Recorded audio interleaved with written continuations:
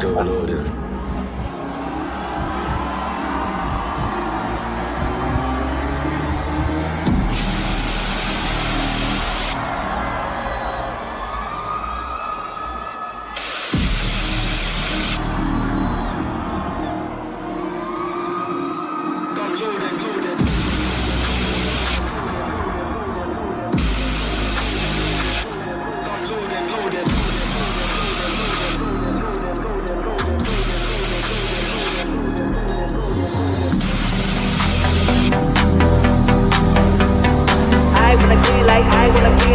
I get those goosebumps every time, yeah, 713. The 281, yeah, I'm riding. Why they on me? Why they on me? I'm flying, sipping low-key. I'm sipping low-key and honest, riding right up. I get those goosebumps every time. I'm around, cause I'm on, make everything go fine.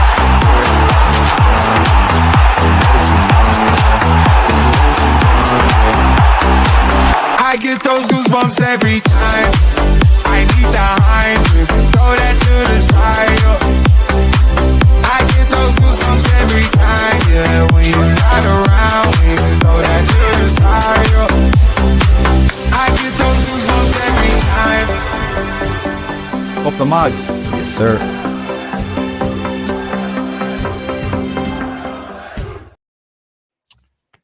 Good evening, everyone. Welcome to Loaded Mag Special on this fine Wednesday evening. I'm really looking forward to this one as we welcome Mark Douglas, the iPaper, come and join us. But first of all, of course, that's Chris. How are you this evening? How's things?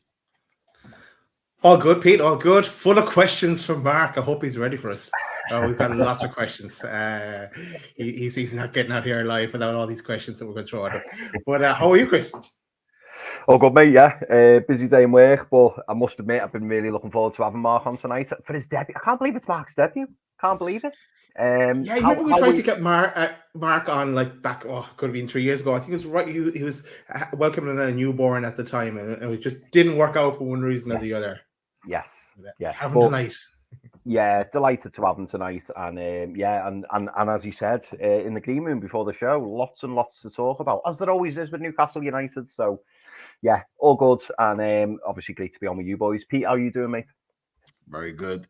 Very good. Been looking forward to this all day. And look, let's not beat around the bush. Let's get him in. It's an absolute pleasure to welcome him from the iPaper. Welcome in, Mark Douglas. Finally.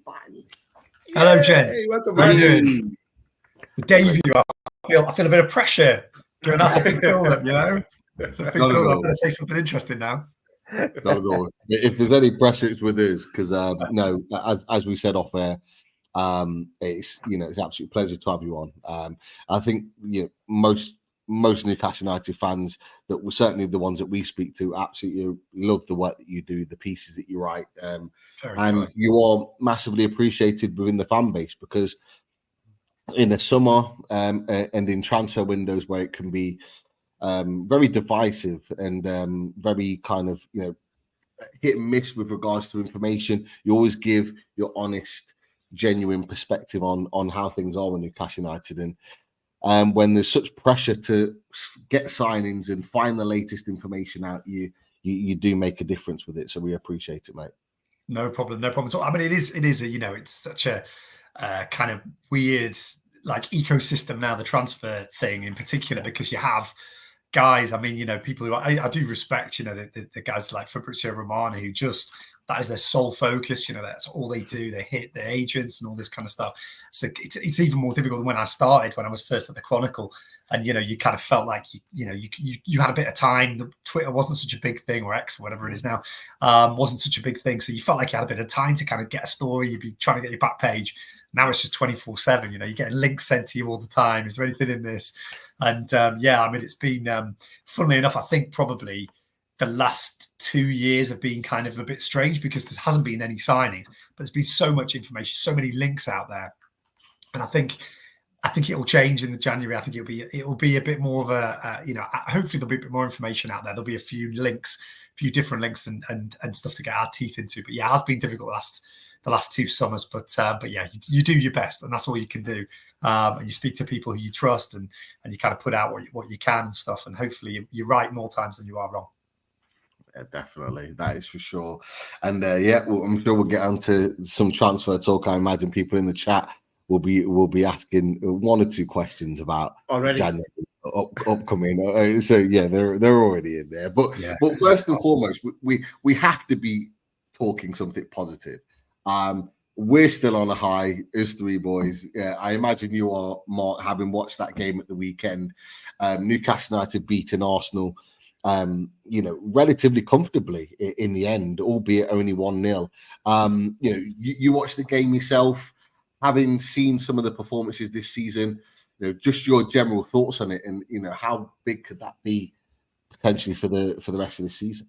It was massive, wasn't it? I mean, when you look at the league table, it still doesn't look particularly great for Newcastle in that sense. They're still mid-table.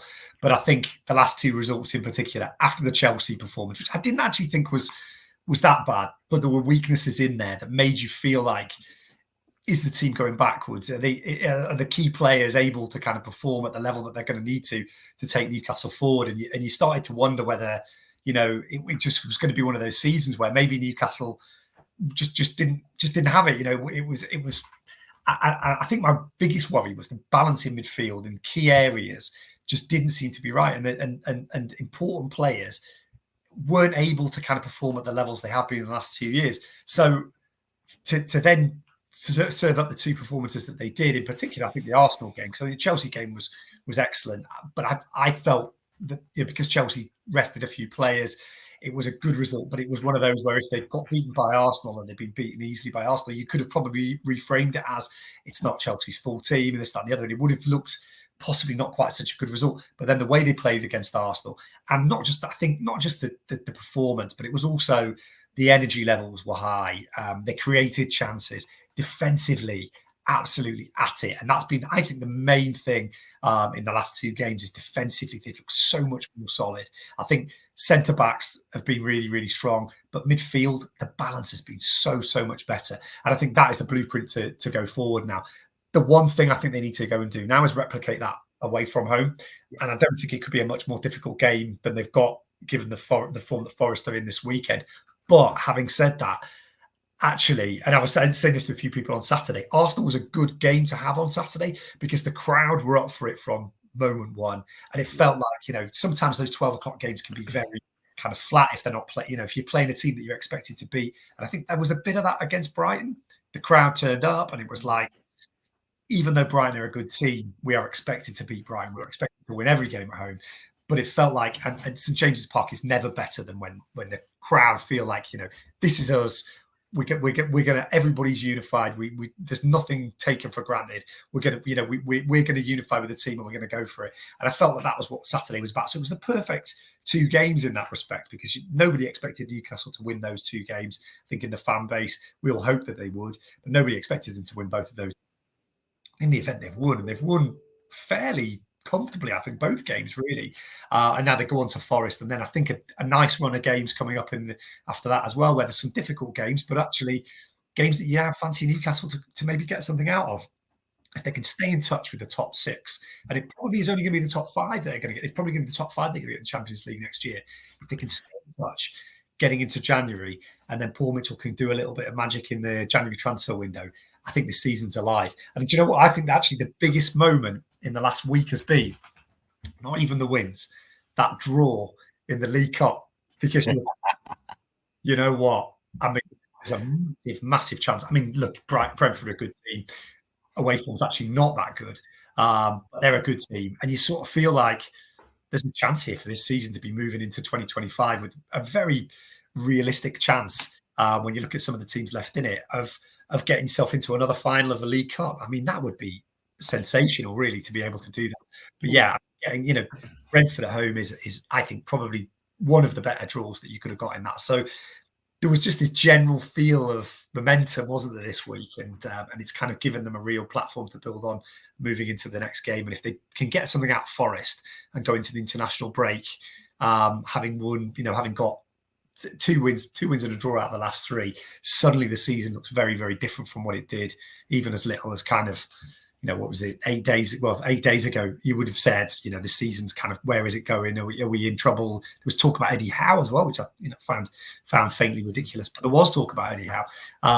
And yeah, it's just, the mood's just totally changed. And I think the main thing is just probably the belief that the players have got again. Slight tweaks in the system, slight tweaks in the way they're playing. And it just does feel like it's much more like the Newcastle we know and love. Definitely. You touched on the Carabao Cup. You look at that, and Chris, I'll come to you on this.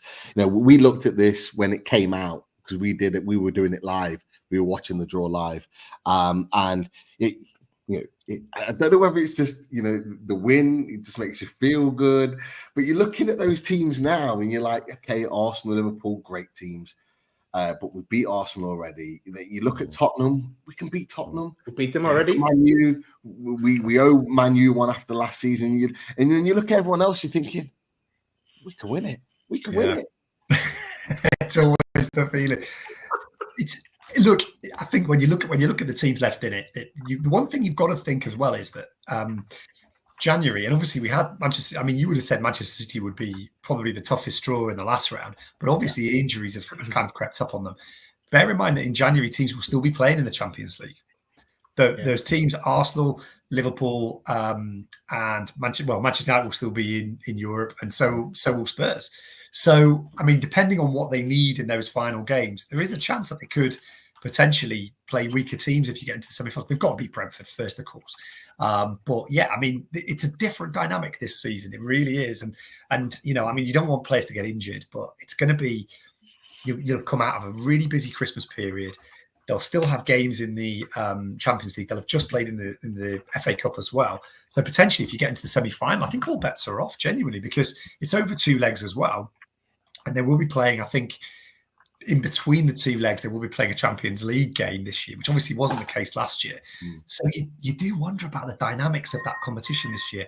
Fingers crossed. I mean, it would be incredible. Of course, we saw last time when they got to the final, you run the risk of coming up against one of the elite teams on a hot streak. It was probably actually how unlucky were Newcastle, because it was their one bad run of form in that season, and probably the last point in the season when Manchester United were actually a really good team, because they fell off massively after that. And you would have fancied Newcastle to beat Manchester United in any other week in that sort of half of the season. And in fact, they did go on and beat them fairly comfortably in the after that. But I mean, fingers crossed. But yeah, like absolutely massive. And I don't know. I mean, I was kind of talking to somebody about this the other day. Would you prefer the League Cup or finishing kind of top 7 in the Premier League? And I don't know what the answer is in that. I don't know. You have to take a trophy. You have to take a trophy now. We've asked ourselves this question before, Mark, with regards to that. What would we take Europe a trophy? I think, if I'm right in thinking, lads, correct me if I'm wrong, when we're in the season when we finished 4th, and it got to around sort of December, January time, I think there was kind of like a feeling of, like 4th will financially put us on a pedestal of being able to be competitive. And there was that kind of conversation there where people were putting arguments that for and against. I think now Daz has already gone straight in with it. Chris, trophy?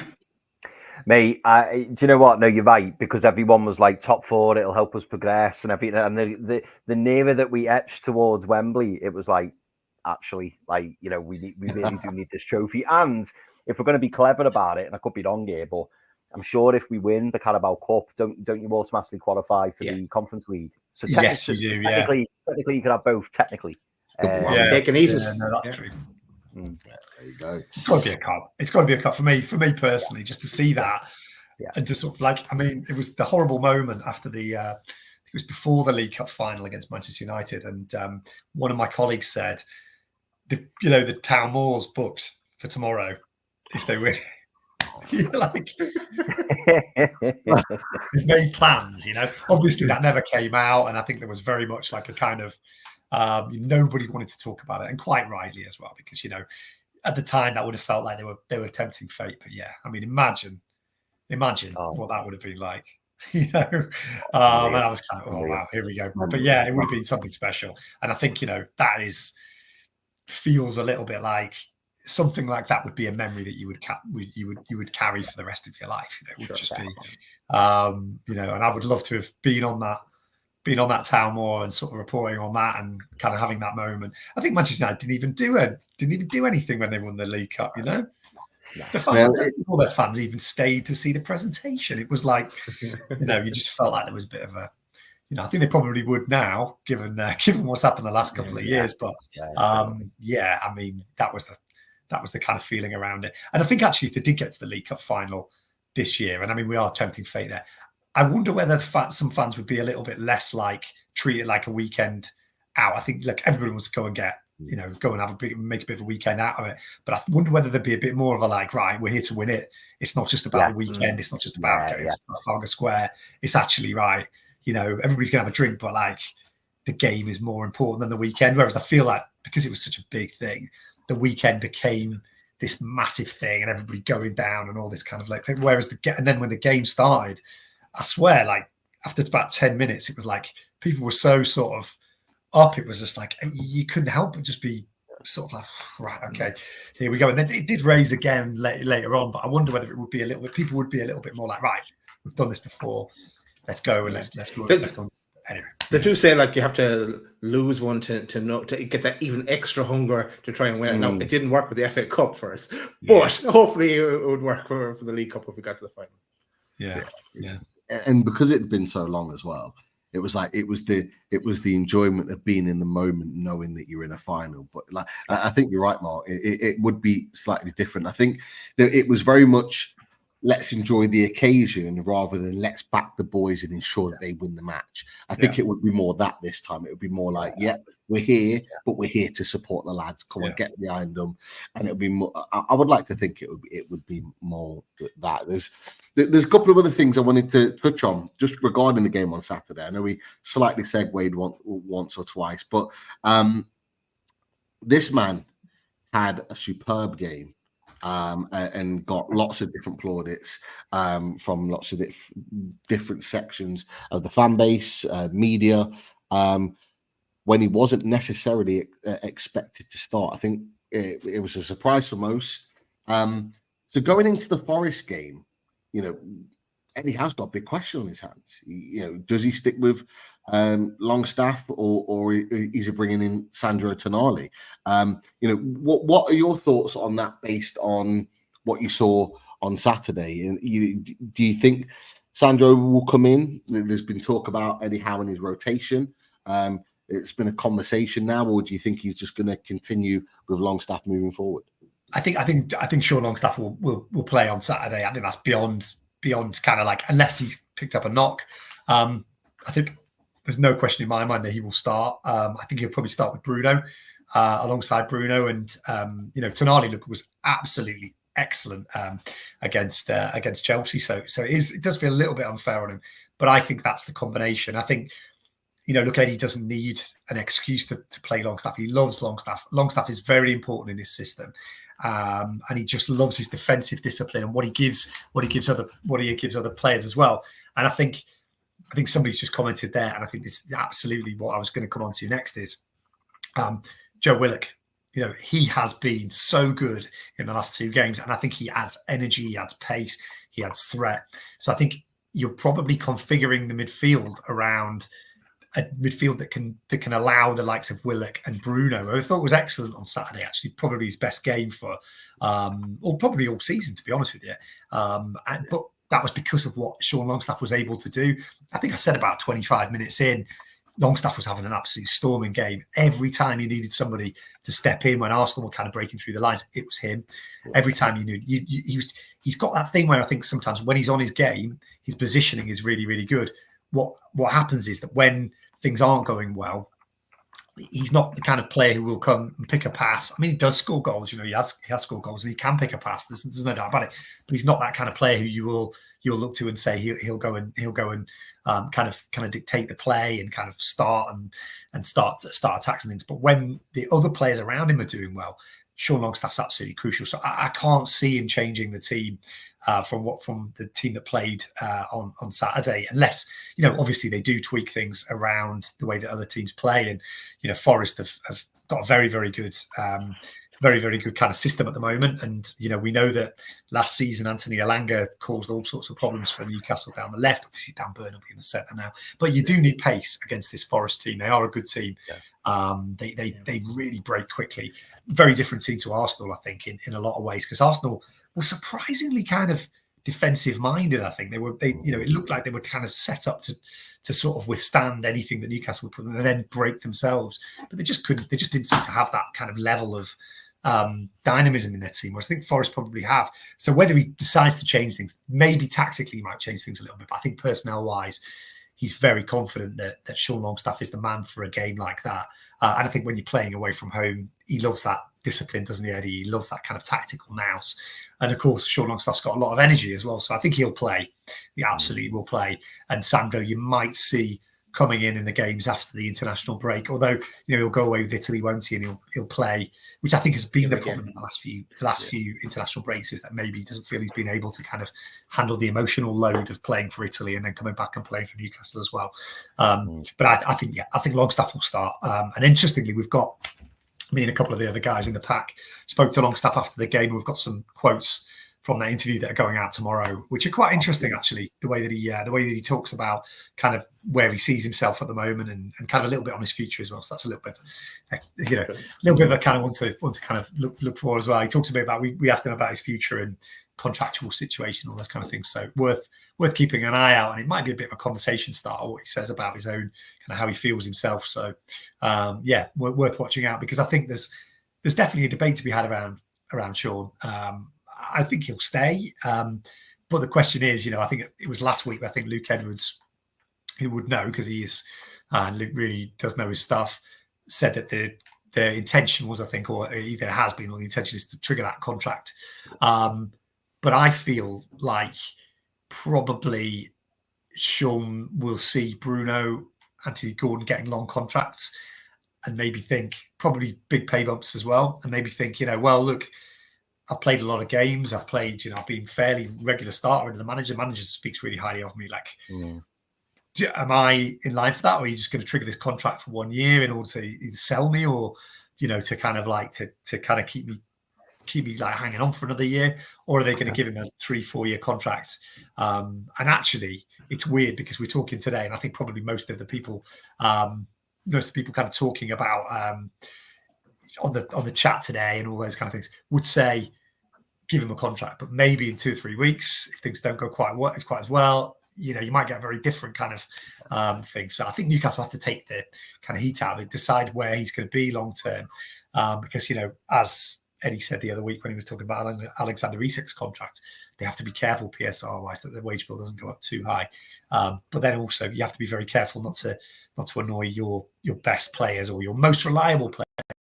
I think Sean Longstaff's such a popular figure in the dressing room that I think he probably does, in my opinion, deserve a longer contract. And you don't get too many Sean Longstaffs come through the academy, and very popular man in the dressing room, very popular with his colleagues, very popular with the manager. I think it's a no-brainer for me to give him a new contract. He won't play every week. You saw that. There are probably weeks when he won't play, but I think he's going to play this week, and I think you have to, because the general mood and the general balance around the team is so much better than it was. It's an interesting one. For me, I think it's about keeping him on his toes. You don't want a player to get too comfortable, and especially if they're not going to be playing week in, week out, sitting on a long-term contract. You want them to be coming in and making a difference and doing exactly what he did on Saturday. But Chris, I'll come to you because I want to get your thoughts. Would either of you make a change? And I know we're probably getting into our match preview that will be going out tomorrow. But would you be making a change? Would you be looking at bringing Tonali in at any point, or sticking with what won the game on Saturday? I'm sticking with what we went with against Arsenal for me, and have Tonali from the bench then, and Barnes obviously then to mix it up as well if we need to. I know there's the temptation to bring Tonali in, but no, I'd stick with what we have. It's working.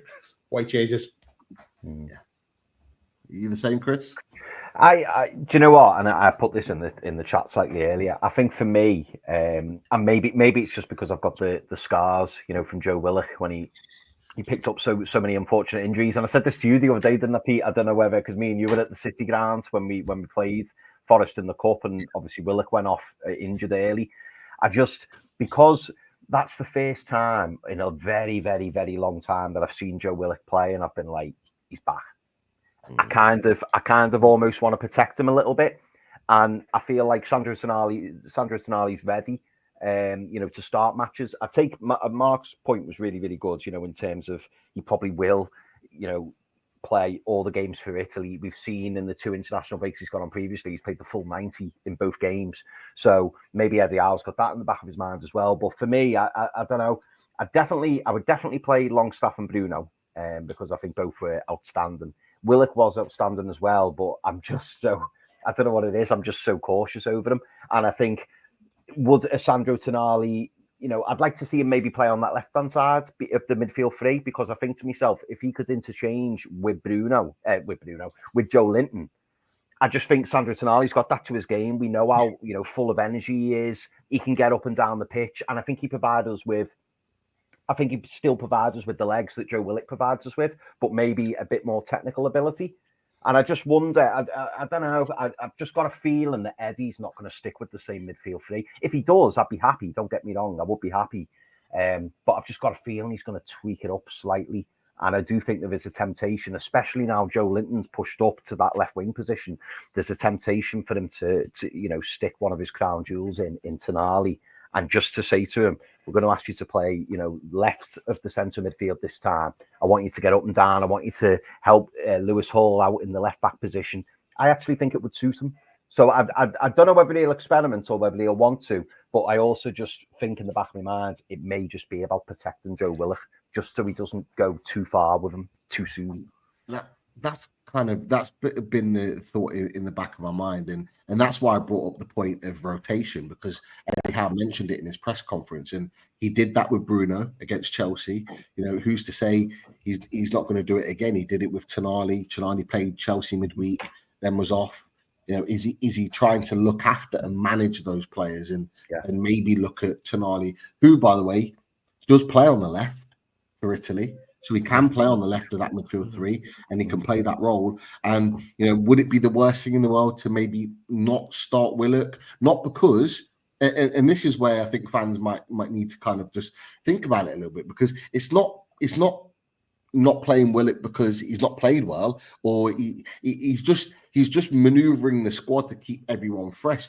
Exactly. It wouldn't be the worst thing in the world to bring Willock on with Joe Linton on the left later on in the game, where we need the legs to push us up the pitch, and you've got Willock to come on and do that for 15, 20 minutes, and then see him after the international break go again against West Ham. It's not the worst thing in the world. But Mark, I think you were going to come in at that point, weren't you? No, yeah, I think there's a good point there about Willock and the injuries. I think he's like, I thought the point you made there about it's been the first time actually I've seen Willock play at the level that he's capable of. I think that's been the biggest disappointment really in the start of the season, the end of last season, was just Willock obviously just not quite looking like the player of old.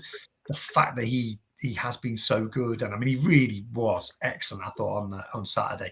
So quick, and so direct as well, I think, with the ball.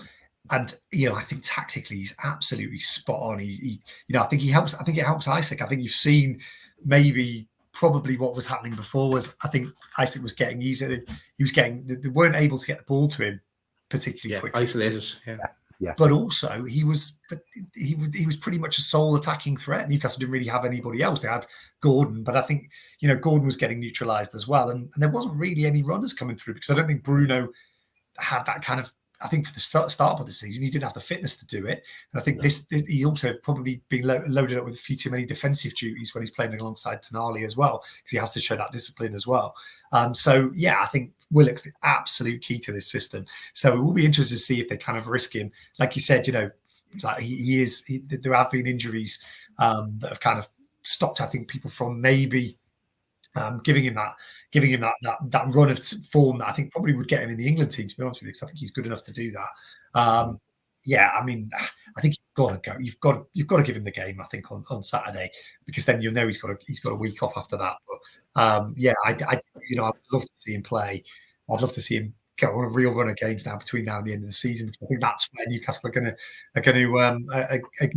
to get most of their joy, because their midfield options are really good. Probably as good as anybody outside the top four when you look at those players, and people who are on the bench, Harvey Barnes, Tonali on the bench last week.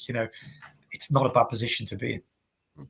And then we welcome back Trippier and potentially Callum Wilson after the international break. So that there are going to be players that are going to be missing out of that squad. When you look at the two players that are going to come back in, not even mentioned Sven Botman. That looks more likely December, but you've got three players there that would be pushing for a first 11. So the squad looks on paper looks a strong one that we're attacking one game a week effectively.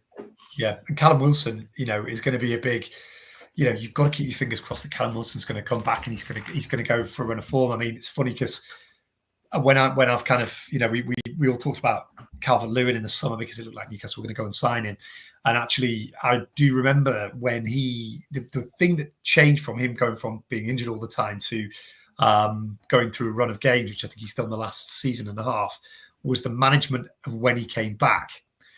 And this is what I think you're seeing at the moment with Callum Wilson. There's been this kind of feeling that Eddie's kind of managing him and all this. But I think what they're doing is they're just making sure that he's built up correctly. And maybe there's a bit of James Bunce in this. I don't know. I don't know for a fact that it's been, that he's been fully involved in the Callum Wilson situation. But I know that, my understanding is that the other week when Anthony Gordon didn't play, there was some sort of evidence around there that, maybe James Bunce had a bit of an influence in that. And there was some advice given that, maybe if he doesn't play in this game, he can play in the next two, something along those lines, because, the injury wasn't that serious. Maybe that's what you're seeing with Callum Wilson, a little bit of an idea of like managing the load in order to get him back. But if he comes back in, look, he's a natural goal scorer. And I know there's been a lot, he's coming for a lot of criticism because he's not been fit. And the first, we're into November now, and he's not been fit. There's been various different injuries, and clearly, fitness has been a problem with Callum Wilson for most of his career since the injuries at Bournemouth. But if you get him back, he is absolutely electric. I mean, you've got two strikers there. You forget that in the fourth place season, Isak and Wilson were pretty much interchangeable, and I think probably gives Isak a little bit more of a kind of push to keep playing well as well. And if he does, look, in my opinion, if he comes back in, I think he can get 5 to 10 goals this season if he plays from the second international break, because he's a really, really good player. Really, really good player. And look, we can have the debate all day long about whether you give him another contract or whether you keep him. But I think, and that's, look, I think probably the answer to that is you probably do need to start selling players. You can't keep the same squad. But if he's here, you play, because I think he's really, really, really, a very, very strong option for Newcastle. It's going to be a busy December. We looked at the fixtures after the Arsenal game. A lot of fixtures coming up in December. Yeah. You're going to need two top level strikers available to interchange, like you just mentioned. So if we can get him back fit and firing for December, and we've got some winnable games as well, it could prove absolutely crucial. It's a game every. I mean, I'm just looking at it here. I think it's 3, 4, 5, 6, 7 games in December. I mean, that's where the season's kind of going to go one way or the other, isn't it? You kind of feel like if you're that's where the rotation will come in massively as well. Massively. That's when we'll need it. And you look at the games that they're playing. There's some the away games, I think in particular, the ones coming up afterwards, they're the ones that you target, aren't they? Palace, Brentford, Ipswich, Leicester at home, Villa and Liverpool, winnable games, I think, considering, Liverpool's a tough one. Newcastle never beat Liverpool either, do they? But Villa's one that you'd kind of target as well, because they'll be... Well, exactly, and I think it's been really interesting, actually. Obviously, since we've come on air, I'm not sure what the Villa score is, but they lost 1-0. Did you see the penalty as well, wasn't it? No, mate, what happened with this penalty? I've heard all about it. It's crazy. So basically, go and find the footage. it's a tactic a few teams use, and Villa use it. So like Martinez, to waste time, what he does, he kind of passes the ball to the defender, whoever it is, and then the defender kind of picks it up and puts it on the spot just to waste a few more seconds. I think refs have become a little bit smarter to it because he's passed the ball to Mings, and the refs took it as he's took the goal kick, like a short pass. Mings has picked the ball up and then put it back on the 6-yard box. And the Bruges players have gone mad. And then the VAR have looked at it, gave him a penalty, and that was the winning goal. They scored the penalty, and that was it. Isn't it interesting with Villa? Like, 'cause I think 3 or 4 weeks ago, probably after the Chelsea game, actually, just before the international break in particular, Villa fans were sort of like getting they'd been Bayern Munich. They were, they'd won those games in the Champions League, 3rd in the league. I thought we've seen this picture play out before, haven't we? 100%. 100%. What's happening? It's so difficult. It's so difficult. They've lost. This is their Borussia Dortmund game, isn't it? It's the equivalent of that Borussia Dortmund away game that Newcastle lost last season, where you were like, that was when the bubble sort of burst a little bit, and you were thinking, right, this is going to be a tougher season than we maybe first thought, because they'd just beaten Arsenal, hadn't they? And I remember going to Dortmund, and it was like sitting at the back of the room, and Dan Burn was going to be like, bad back, and you were like, and he was literally saying, we've got 12 players, and Villa are going to go through it. And I said they are going to go through it, and sure enough, they are going through it now. And this is where Newcastle now. This is where you have to pick up the points now, because this is where the games start to rack up. Man City have started to get injuries. Arsenal have got their injuries. Villa have got their injuries. Liverpool seem immune to it at the moment, doing really well. Maybe it's their season, you don't know. But this is the point where Newcastle have to ram home that advantage. Have you seen who Villa have got at the weekends as well, Mark? Yeah, Liverpool, isn't it? and let's not forget, a win on Sunday for us and a loss for them, we go on the same points as them. So this Villa that media I thought we were 1 point behind them, or was it the same points? I think we go same points. Yeah, go same points, yeah 15 and 18. Same points with the win. And let's not forget, we've had Sky Sports and various others saying to us how good Villa's season's been. And they've had some good results in the Champions League, but 1 win in 5 in the league, and now they've got Liverpool next. We could be on the same points as them, and it's up in the air. So we'd kind of revisited our expectations for this season from Newcastle United, Mark, and certainly I did anyway. I think we all had this kind of around Champions League, 4th, 5th. If fifth was an option, fighting it. It got revised a little bit quickly because of the way in which we kind of started performances, all the rest of it. Then you look at the league, 4 points off third? It's nothing. You're thinking to yourself, like, we pick up a few runs here. Everyone seems to be inconsistent.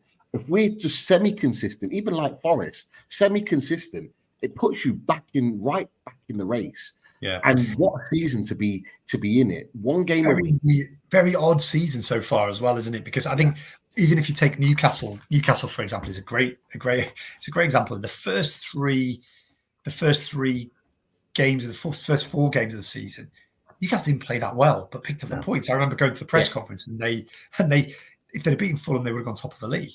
And people were asking questions, genuinely asking questions.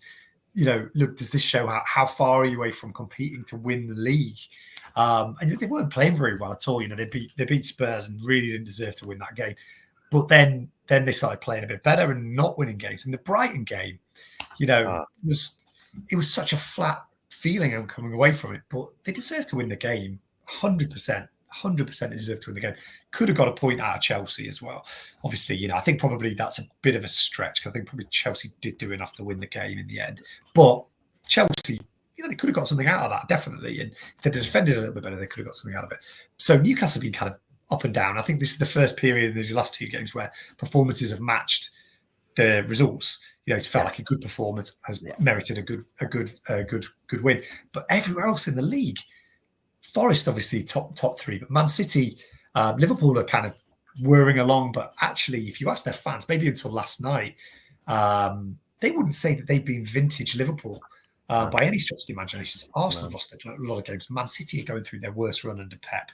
You know, I can't think of too many. Brighton have obviously done pretty well, but they've also dropped some daft points. Chelsea still look vulnerable to me. You know, I don't think they, you know, I think they're a good team and they've got a chance of finishing the top 4, but they don't look like the top team. Villa have been very up and down. All through the league, it's the same story. Nobody, I mean, you said there, like 3 points off third, you know, and they're in 11th. Newcastle are in 11th position at the moment. It's, you know, if you'd have said to me before the season started, you get to the 6th of November and Newcastle will be 11th in the league, and I said, wow, you know, that is not where we thought they were going to be. They are 11th, but they feels much closer to 4th than maybe they were when they actually were in the top sort of 4, because you felt at that point this is unsustainable until they start playing well. Well, now they are playing well, and they're 11th in the league, so that sort of shows you that other teams around them are picking up results. So I think there's still massive opportunities this season, and we just kind of have to wait and see how December plays out, because I think by the end of that, we will know probably where this team is going to be around, where they're going to be fighting. Are they going to be top 5? Are they going to be 5th to 8th? Are they going to be mid-table and looking at the cups? You know, but you know, I think there's still. It's been. I think I've said it before. It's been a really, really bruising 2024. There's been so much. I mean, you think about everything that's happened this year, calendar year. Lost Dan Ashworth. Paul Mitchell's come in. A lot of tension there with Eddie Howe at first, but then that seems to have kind of smoothed out a little bit. 2 successive transfer windows where they've not signed anybody. Those cup draws that have been really, really difficult, out of the Champions League before the year ended. So you came into 2024. They're now looking for a new CEO as well. PSR, I think, has kicked in massively. So they had to sell players as well. They didn't bring anybody in the transfer. It's been a really, really tough year. Stadium hasn't been sorted yet. A lot of questions around the direction of the club, all these kind of things. 2024 has been the most testing year for Newcastle since the takeover by an absolute country mile, but it probably has realigned us a little bit to where they are, because at the end of 2023, we're all suddenly thinking they are contenders. That, you know, we're much closer to winning the league or winning a trophy than they've ever been. I think probably after 2024, you kind of feel a little bit more where they are, and hopefully 2025, it's improvement on 2024 would be my target. So I would say, you know, finish above where they were in the league, and get somewhere in one of the cups and get back into Europe next year. Go on, Daz. What you got? Yeah, no. I know you. Let's get into some questions. Let's get into the meat of things. But go go on, Pete. No, I was going to say there are a few topics I want to throw to you, because I know your time is precious, Mark. So we're going to throw something at you, and you've touched on kind of, you know, looking at the future and looking to sort of getting towards end of December, January now. In one of the pieces that you wrote the other day, there was an interesting little snippet that I've just taken, and we'll just put it up on the screen because I think it was quite important. And it was where you talked about Newcastle's development as a club, where their recruitment remit is being totally rewritten. Paul Mitchell's Newcastle director of football is beginning to convene transfer summits. So, look, this is the question that all Newcastle fans have got. And whether you're going to be able to tell us all the answers, I doubt it. But, you know, the question that I have is that, you know, are we going to be looking at a completely different type of player that will come to Newcastle United in comparison to what some of the players that were linked, particularly early on in the summer before PSR? Is this rewritten in terms of a new type of strategy? Or is it just rewritten in Paul Mitchell's name? How do you see that? I think you're going to see a lot more efforts to sign players from overseas. I think I'm looking at France, Germany in particular as being 2 areas where I think Newcastle are going to go much harder than they did, maybe in the summer as well. I think there's going to be 2 strands to it. So there's that. But there's also going to be this refreshed effort, I think, to go and sign the best players under the age of 20. Again, there's all the apparatus is there now for Newcastle. Like, people have forgotten that it's only a year since Newcastle appointed their global scouting chief. Now, I've forgotten exactly what his name is. Brand. I've forgotten exactly what his name is. Somebody be able to Google it for me, because I was doing some digging around this the other day.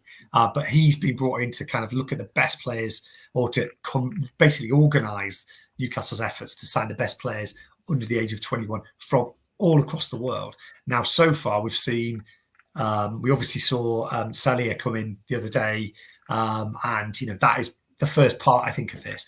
They pressed the button on that signing much earlier than I think they would have done, because they felt that he was going to escape them.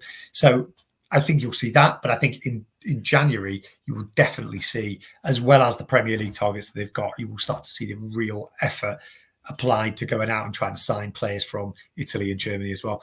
Now, whether this happens or not, my feeling around the time of when Paul Mitchell came in was that if they don't sign somebody in the summer, what would be really, really key would be going out and trying to do something definitive and early in January. Now, whether that happens or not, I don't know, but I think that's the intention, is to try and get something where it will be possible for them to go and unveil somebody. I kind of likened it to, do you remember when Liverpool signed Virgil van Dijk and it was kind of done in December? It's like picturing under the Christmas tree, wasn't there? And Liverpool fans suddenly felt like this is going to be our year. This is, we've got a chance this year. I mean, it would be, I don't think you're going to get a kind of Van Dijk, but it would be great if they were definitive and off the mark pretty early with that one. And as much as it's bad for my profession in a lot of ways, the less we hear about it before it gets to an advanced stage, probably the better. Because look, Mark Gay, and we've all kind of probably got PTSD around that name after the summer. But Mark Gay was a great example of somebody when that name leaked out so early on in the bidding, and when it looked like that was possibly going to happen. I kind of felt, even though there was sort of talk around the deal of, look, this is it could still happen, I started to doubt it, and then I kind of felt it might happen again towards the end of the window. But you've seen now that Newcastle have sent a very strong message out to the market that they're not going to be held to ransom. They're not going to pay over the odds because PSR doesn't allow them to. And I think that this is an area where, if they go and get somebody from overseas, they can get it lined up early and bring them in at the end of at the start of January. Sorry. So I do believe that transfer meetings are starting to step up. I think the next international break, there will be a bit more movement in terms of convening those and getting somewhere with it. I think they've kind of started that process already. But of course, it'll be really interesting to see what the data situation is as well, because we know that that's a big part of what Paul Mitchell's trying to do. They aren't anywhere near the kind of market league, the teams that are doing it really well in the Premier League at the moment. So, it would be really, really interesting to see them kind of incorporate that a little bit more. I think it's probably a little bit too early to sort of look at fully data informed signings in January. But, Paul Mitchell said in September, that wasn't really anything to do with me in the summer. January will be the first litmus test of what he's going to do. So I think, when you talk about being rewritten, I'd be very surprised if they don't target markets overseas. A couple of the players that they looked at in the summer are still available. Silva at Benfica, Tor at Milan, obviously played really well, I believe, last night. So maybe there's an extra 10, 15 million added to his. Jonathan David has been linked. Been linked to Newcastle as a striker, scored again. He's got 6 months left on his contract in January. Absolutely, yeah. Oh. And a player that they like. I think I mentioned the other week, Bueno, Brentford, and I think that's unlikely in January. If I'm being honest, I think there's more chance of that in the summer, when they kind of they tick over to the next PCR point, which will be kind of at the end of the end of June. Sorry.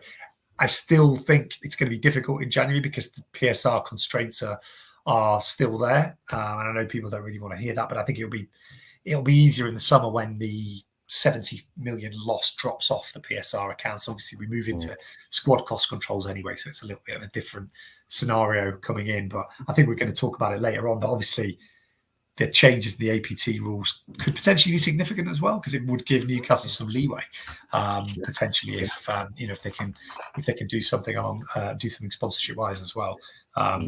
So who knows? The situation could be a little bit different in the summer. A mutual friend in Kieran Maguire, who we've had on the show a few times. We'll get him back on again once he stops talking about Brighton beating us.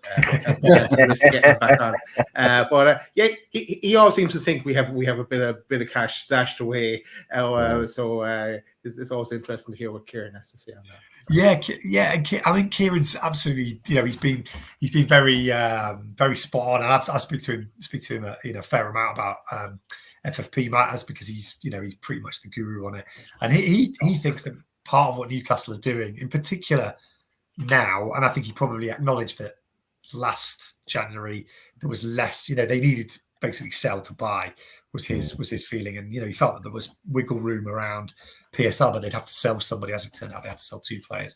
The difference, what's happened with PSR is that because it's much more difficult to sell players, and that to me is where I feel there's a little bit of a problem at the moment for Newcastle. Is the selling players is very, very difficult. Are they going to have to sell a top a really top player to sort of advance?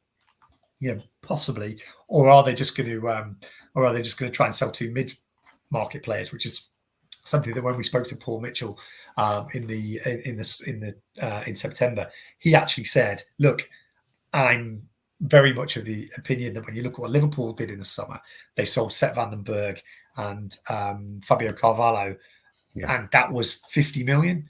And he's like, so they didn't sell a big player, but they sold 2 players at medium level. At the moment, he was like, the squad doesn't have that kind of player.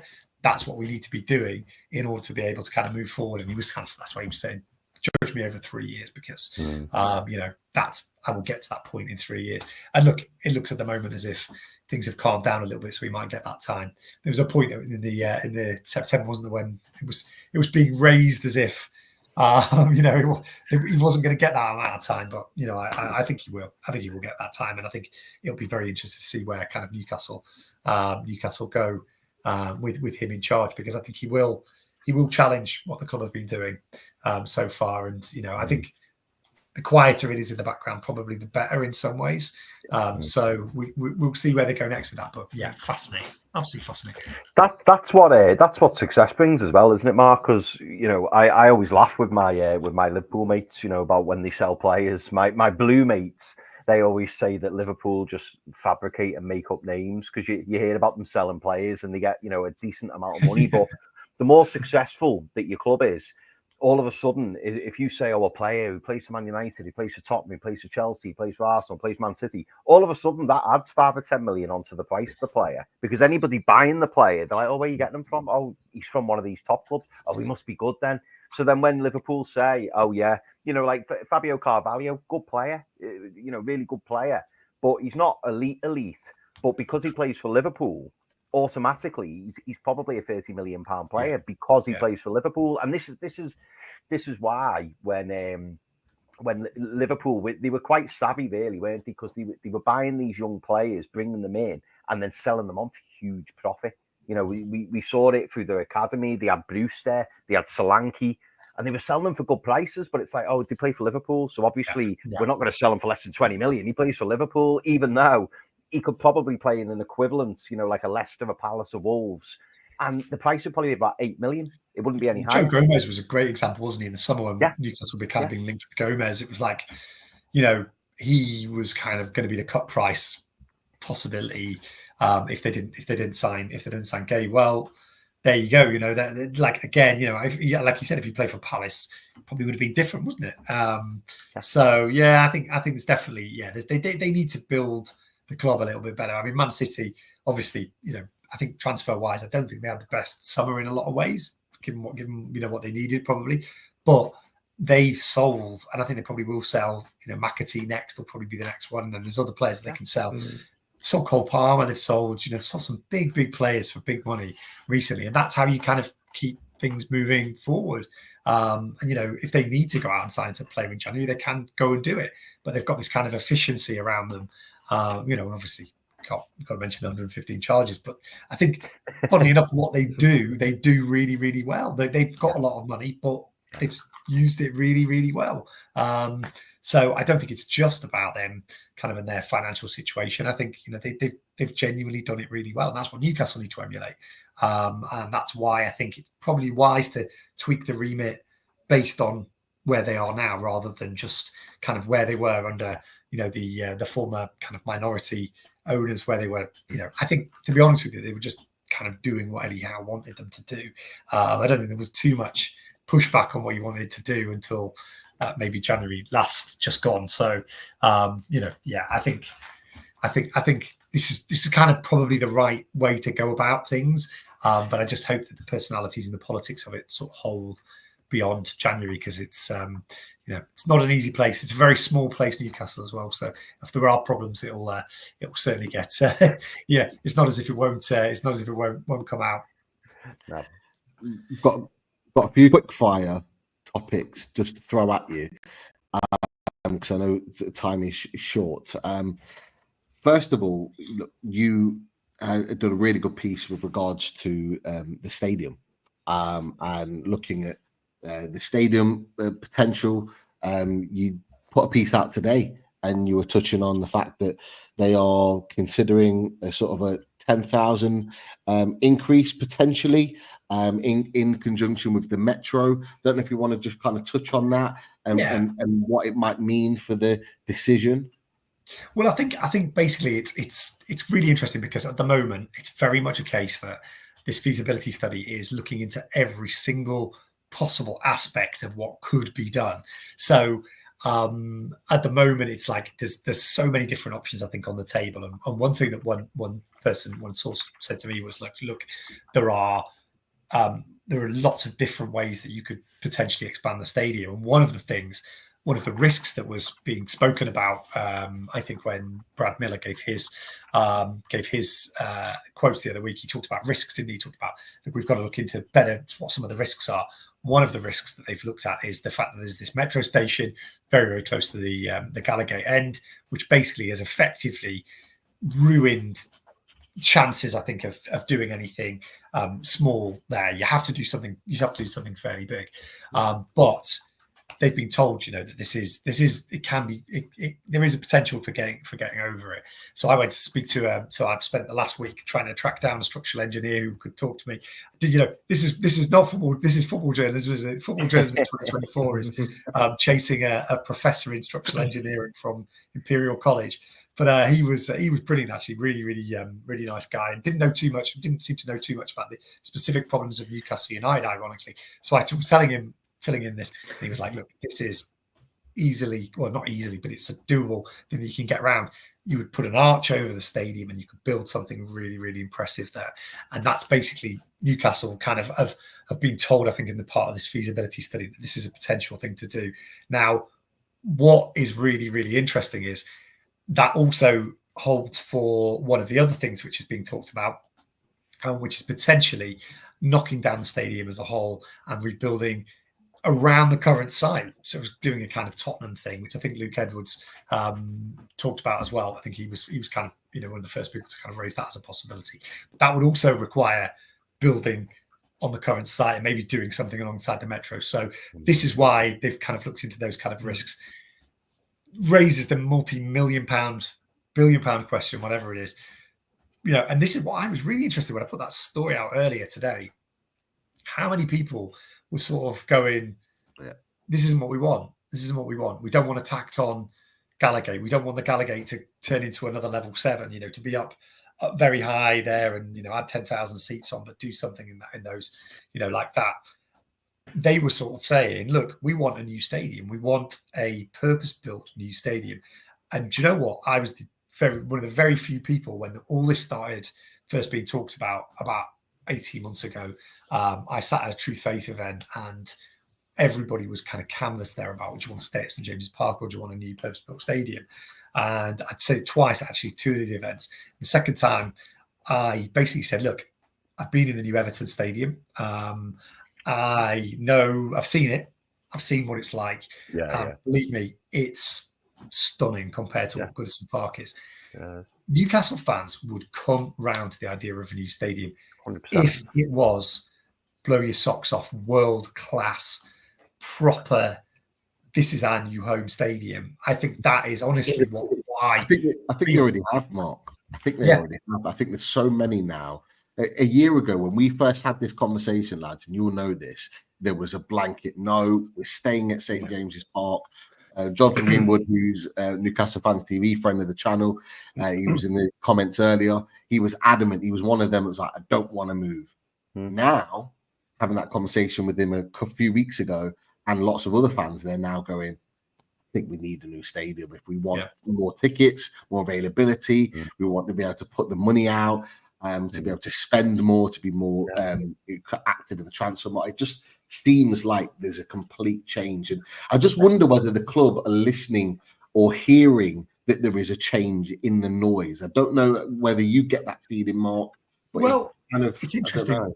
So they ran the feasibility. The first part of this survey, the fan survey that they ran, was pretty much 11 months ago, 12 months ago now, wasn't it? And I think the first part of the feasibility study, which is being delivered, was around that kind of what was said there. And it's what I find really interesting about it is that it's not just about the stadium. And look, it would be a humongous wrench to leave St. James's Park because it's home, isn't it? And it's a fantastic stadium, and I love going there. But can I be 100% honest? It's feeling a little bit tired in some ways. You know, you're going through the concourse from where the press box is, and I've been in other parts of it. I've paid for tickets before, not just when we were a band at the Chronicle, but I paid for tickets before. You go in through the Chronicle. You go in through the press box out to where we sit, and there's a little hot dog stand that sells beers. Cramped. People are kind of cramped into this area where you can't. I don't think there's even a TV there. You have to walk further along to get into the main thrust of the Millburn stand. It's just not quite what you get at other grounds now. I mean, Tottenham have this kind of basically this craft beer place. I went to the Everton. They've got this massive long bar with this glass front and views over the River Mersey. It's going to be a place that people are going to want to go and have a pint. People are going to want to go there. It's going to be an experience. And I just worry that Newcastle's getting kind of left behind a little bit. And if they tack a few 5,000-10,000 seats on here and there and everywhere, it's fine and it's brilliant and it's great that more people will be able to get into the games. But, today was the ballot for the Liverpool game, wasn't it? And I just saw so many people on social media saying that, they've had 1 out of 9 now, or none out of 9. Some people, how much are you paying for a membership? And you're getting none out of 9. And you just kind of think, it's just one of those where you kind of feel like a new stadium, if it's done properly, could be something absolutely outstanding. And I think knowing how the Saudis think, I think probably would be done properly. Interestingly as well, one of the other things, and it was the other piece of information that was in the article as well, was having kind of spoken to around PIF sources. One of the things that's kind of was doing the rounds in the summer was, have they lost a little bit of kind of interest, if you will, to an extent of around kind of the stadium project, not around the club full stop, but around the stadium project. Are they sort of going to mothball it? And one of the things that said to me was, look, no, it's in the business plan. We knew this was coming. It's not as if this is nothing in the feasibility study has shocked them. Nothing has surprised them. This issue around the metro station hasn't surprised them. They knew it was there. Yes, it has been mentioned in the feasibility study, but they have had structural engineers talking about things in there as well. But it's not been a massive surprise, I think, that this was there as well. So, I think the quotes, and it's funny actually, because when Brad Miller did the last set of quotes, I mean, I was there when I spoke to him in the summer when he talked about the check, once in a generation check. Then the quotes that he gave after the last FAB meeting, I thought they were pointing towards a new stadium, because it was very much loaded. I thought that statement. Not everybody thought that, which was kind of interesting. So, kind of picking away at it. Yeah, what I'd like is for them to get on with it. I really think we've had so many of these conversations. Manchester United keeping people involved, talking about what the stadiums, what the surveys said. And of course, Manchester United have had to put it back as well. But they are doing a little bit more in terms of communicating. I think Newcastle really haven't said an awful lot about what the actual options are. They've said a lot around the art of the possible, and it's kind of been left to us journalists to kind of pick away at bits and bobs that they've got. The people involved in it have been fairly watertight. We haven't really got a massive sense of the viable. We know what the options are, but we haven't got a sense of where they're really thinking at the moment. So an early 2025, of course, could be any time before March, couldn't it? They've got a CEO to appoint, a new CEO to appoint as well. Although again, I was told today that shouldn't have too much of a impact on the sort of timescale of it, because a lot of the work's being done now. But yeah, I think if you ask me now, I think that things are sort of moving towards a new stadium, maybe. So you put something interesting in your article today, where it said that they're looking at options with an unlimited budget. And that, I think that's a really interesting quote. There's a bit more in there, so people check out the article. But the fact that they've talked about that, I think, is very, very, very interesting, for sure. We've got a few more questions because our time is actually up with Mark, but Mark's quite graciously allowed us for a few questions from people in the chat. So we'll fly through 2 or 3, and then we'll let you go for the rest of your evening, Mark. No worries, it's been a pleasure. I've really enjoyed it so far. Okay, cool. Cheers, Mark. So the first question comes from a Mr. Daz Shocks. Mark, have you heard anything about the multi-club model? Have any update on that? Really good question. Really good question, because, and you know what, I was thinking the other day, because you kind of sort of try and think to yourself, like, right, what are the kind of issues that haven't really been touched on too much recently, and one of them was this idea of a multi-club model, which I think was very much something that they were really interested in 12 months ago, and they were scouting. I think they'd been offered the chance. The two things, they were offered the chance to, and this is, I think, probably a blessed relief. 777 Sports, who obviously have ended up going very much belly up after trying to buy Everton, offered Newcastle the chance to buy into that group and kind of partner into that group. So they would have had access to, basically would have been de facto multi-club model. But I think the financials didn't really work, and you've sort of seen why not. And then there was a club in Belgium, I believe, that Newcastle went to take a look at. They were invited in to go and have a look at this club in Belgium, and I think they had a little bit of interest there as well. It's been put on the back burner recently, and I don't think they're close to doing anything on that one. I think the decision's been taken to kind of get their house in order, Newcastle-wise first, in particular around youth scouting, and in particular around kind of, I think you've seen 3 appointments are going to be made to the loans department very soon, which I think is really interesting and really kind of needed as well. I think that's very much a priority at the moment. And interestingly, I talked to Peter Ramage in April for a piece about the academy, and we did, it was a big long piece, but he spoke about the loans system that they've got at the moment, and it's fairly rudimentary. I think he admitted that to himself, because he'd just come back from Rome from a Transfer Room summit, and Transfer Room is a kind of online and in-person platform where you can put your young players up for basically, it's like a kind of online speed dating, is the way that people talk about it. So you're kind of almost saying, we've got Garang Kual, here's his wage demands and stuff. Is there anybody interested in taking it? Which is obviously, it's a useful way of kind of building networks. But when I sort of said to Peter, do you have those networks yet? He's like, no, we don't have those networks yet. That's what we're trying to build right now. And they were doing a big piece of data work around clubs that were productive in terms of giving minutes to loan players and how they develop those loan players.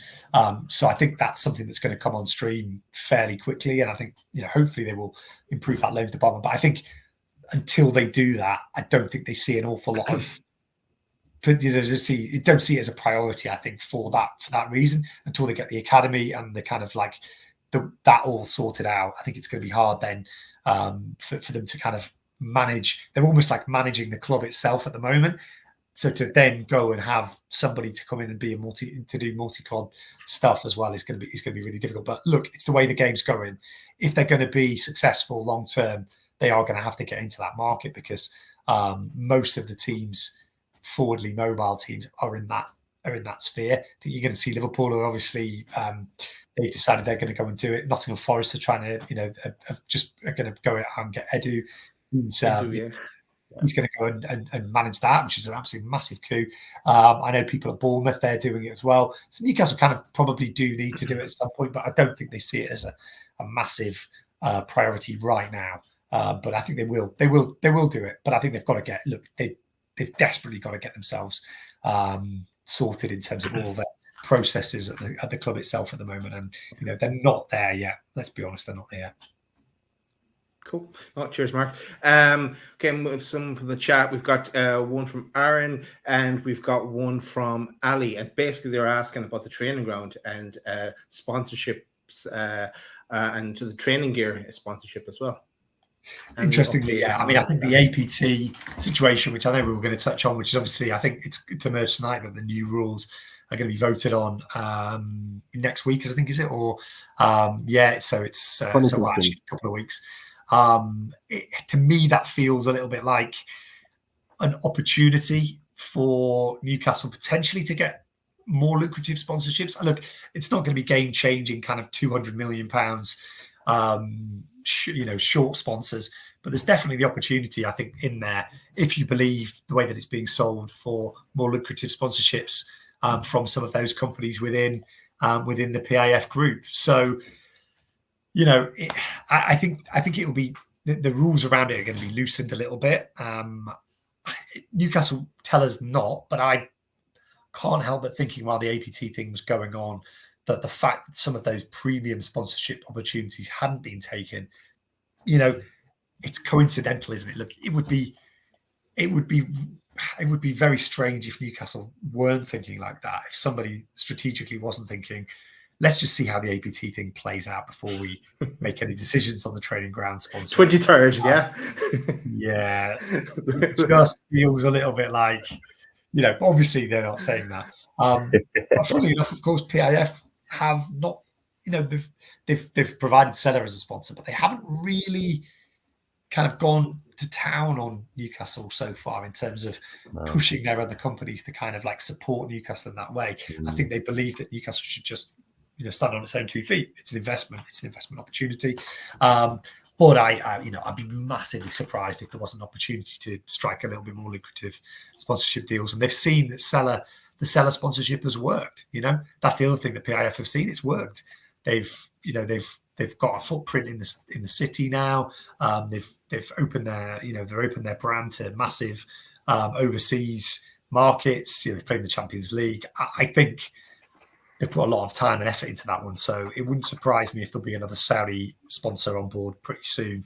It would make sense that a training ground sponsorship, for example, or even a stadium sponsorship would kind of be somewhere down the track, because it would certainly ease Newcastle's PSR problems. Another great answer. I was going to say, but the two biggest ones, like training ground, like you said, and hopefully, fingers crossed, certainly from my perspective, a new stadium. So let's see. Sorry, Daz. Another question from Aaron here. Any update on the search for the new CEO? Of course, Darren Neal is going to step down due to ill health. Yeah, I think it's ongoing. It started, I believe. No rush, I was told last week about, because Darren's in, still in fairly good spirits. It may be that he even gets, the start of, maybe even that he goes through to January as well. I think they would be better off having somebody on board, but we've seen with PIF that these things can take a lot of time. I mean, the Dan Ashworth situation rumbled on, but Newcastle took then a good 2 or 3 months to go out and get a director of football, and I don't think it was surprised a lot of people within Newcastle that Paul Mitchell was appointed when he was. So I think they went out and got some corporate headhunters to operate for them, to go and get the director of football on both occasions and to get the CEO last time. So my understanding is that the same thing will happen this time, and they will go out and try and get somebody with extensive football experience. There are a few people out there who sort of qualify on that front as well. But they, for all the criticism that Darren Eales got over the summer, I think he has been front and centre, and he has been available to Newcastle fans. So I think whoever it is needs to be prepared to kind of be the human face of the organisation as well, because we need somebody who's going to do that as well. So some big candidates, I think, will be involved in that. I think it will be people with Premier League or overseas football experience. It wouldn't surprise me if it was a name that we'd all heard of. But yeah, I mean, it's a very important role, because it's basically the senior management team at Newcastle are the eyes and ears of the PIF on the ground. So it's got to be somebody with good track record, good credentials, and somebody who can go out and hit the ground running a little bit. Yeah. 3 last questions, Mark, and we keep it really quick. Right. Elanga from Forest. Do you think Newcastle go back for him in January? I don't think so, because I think that his value is probably higher now mid-season. Taking a really important player off a team that are doing well in the league is going to be really, really difficult. So I don't think so. Maybe in the summer, possibly, but there are other options I think that will emerge on that right hand side. And I think again, that's where we go back into looking at overseas options that could potentially work. I think we've very much got used to talking about Newcastle signing Premier League-based players, because that's what Eddie Howe wants. I think they'll start to look a little bit wider. So it could be, if you go and look at players, right wingers in the in Italy, right wing in Spain, in Germany, Nico Williams is somebody that obviously had a bit of interest in. I think that would be a good one to do now. But somebody like that, so an emerging player who could come through and maybe hit the ground running would be what I would think. Elanga, unlikely. I like it. Never say never. Think big. I like it. Okay. Shane asked the question, and also the client asked, but if an offer came in for Barnes, should Newcastle consider the deal? And the client says, if we were to sell Barnes and bring in Mbueno, who we mentioned earlier. Any thoughts there? Yeah, interesting, isn't it, with Barnes? The more and more I kind of think about that signing, the less and less sense it makes in a way, because you had Anthony Gordon, and when PSR problems are so big, you wonder why you'd go and sign 2 players who are very much playing the same position. But I think the thinking was at the time, they were trying to replace Alan Saint-Maximin, and they wanted somebody who had the stats to back up their play, and he does score goals, and he does, he's a very important player. Would he be somebody that they would sell? I think he probably goes into that category of players who you wouldn't want to sell, but you might have to. And he's probably somebody whose value has probably stayed fairly the same, because he's done quite well this season when he's come in. But you can't have a player like Harvey Barnes and stick him, have him on the bench and not play him, because he's a massive asset, isn't he? So would I do it? I'd certainly think about it if a right offer came in, because the player himself would want to play, and they have to contemplate some difficult decisions. And that's a difficult decision, but I think you have to consider it. You have to consider anything like that, as much as difficult as it feels. But yeah, I think definitely it's something that you'd have to think about.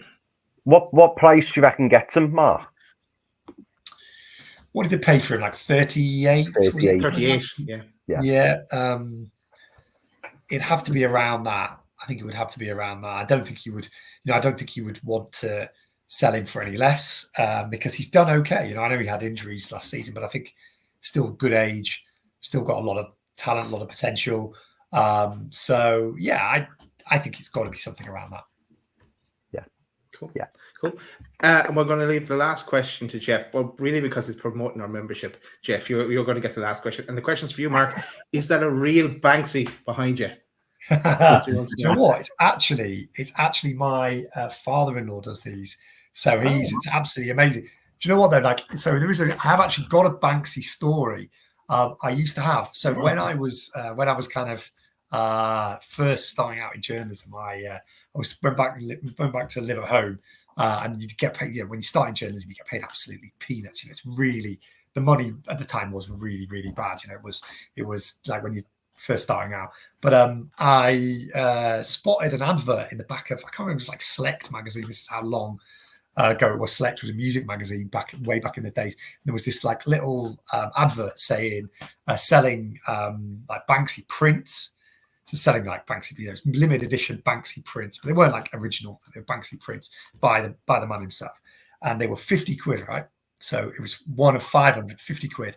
You get a signed one of 250 for like 150 quid or whatever, right? So I bought one of the prints. I didn't quite have enough money to buy a signed one, right?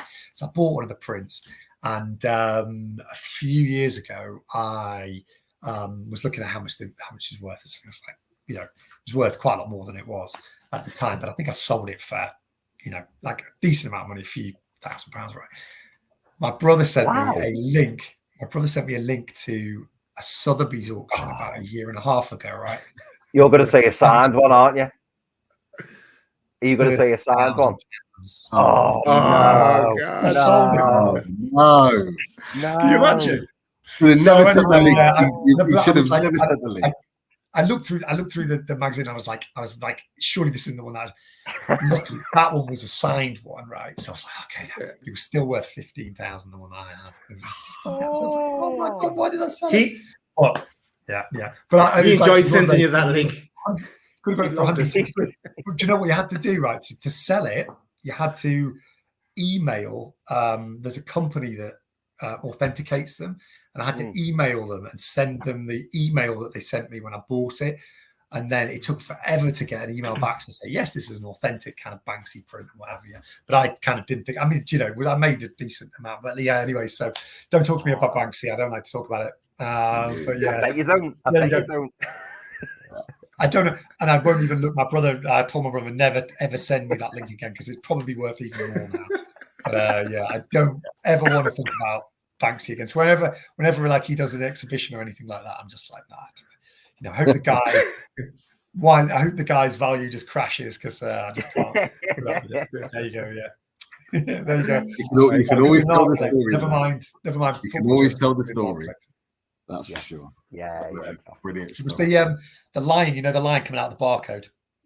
That was the one.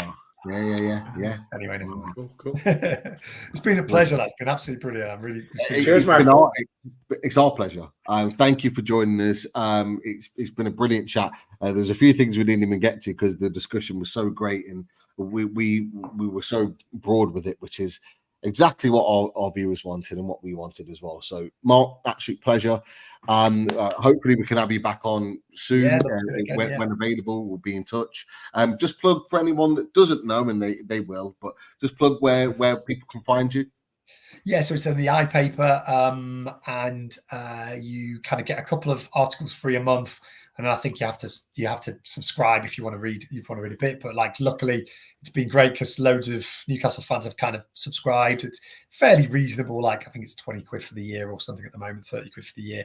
But you can kind of get all the Newcastle articles and stuff. And we're doing loads. You know, they've kind of really made a big effort, thankfully, to kind of really target Newcastle. So yeah, you can get us on the iPaper, and I think you get a couple of articles free a month. But yeah, if you do kind of feel like you want to kind of read all the stuff we're doing, then you know, you can subscribe on there, and you know, always grateful for anybody who wants to do it. And you know, yeah, feel free to kind of hit me up on social media and ask any questions because I'm always kind of on there. And yeah, love being part of anything like this. And you know, Newcastle fans are kind of just the best in the world, aren't they? Because they're just so passionate and enthusiastic, and you know, it's kind of nice that we're talking about positive things rather than negative things, which was kind of the situation 5 years ago. Definitely, and you forgot the little bit crazy in there because we are at times. Who isn't? In a good way. Isn't? You know, all football fans are. You know, if you ask me about Bradford City, they'd probably say, "Oh, that guy." You know, who's he? But yeah, you know, it's the same thing, isn't it? Promotion this year, Mark. What's that? Sorry, Bradford. What do you think they'll get promoted? Yeah, I mean, we're looking a little bit better. I think not quite automatic, but I think playoffs it will be this year.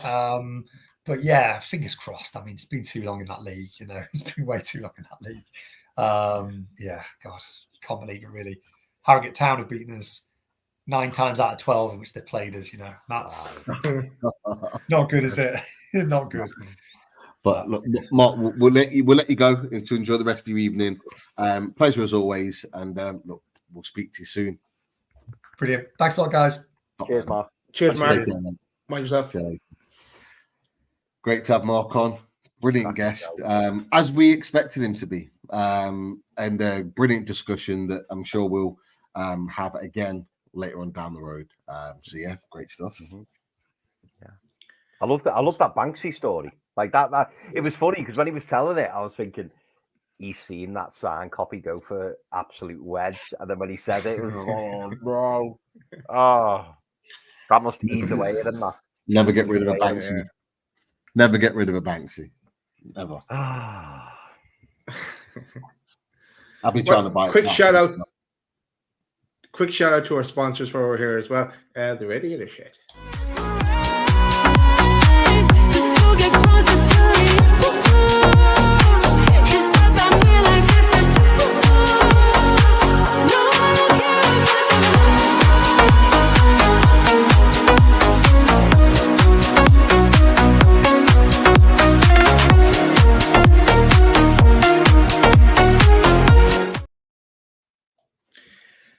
Yes, and contact Russ at theradiatorshed.com or telephone 077-666-04112 for all your radiator needs and services needs and linked to radiators.